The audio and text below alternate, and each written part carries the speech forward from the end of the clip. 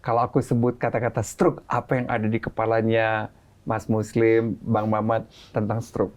Mati separuh. Nggak bisa gerak. Iya. Kalau ngomong Mati separuh, setengah. nggak bisa gerak. Salah.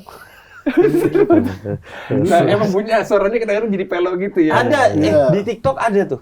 Tiba-tiba lagi live, ngobrol. tiba-tiba, terus stroke, pecah Iya. pembuluh darah. Santet kalau itu tiba-tiba dia Kok santet? Jelas komennya serangan Sama pedagang sebelah ya.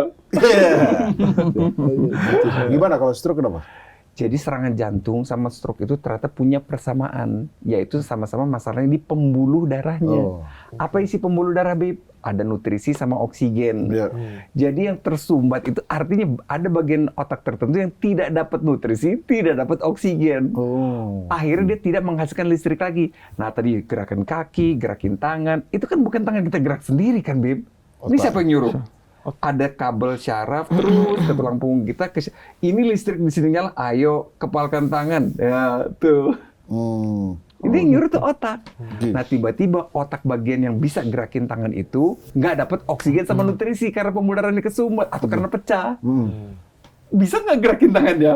Nggak bisa. Kayak lampunya tidak putus, tapi nggak ada listrik di sana. Kabelnya tidak putus. Oke. Tapi nggak ada listrik.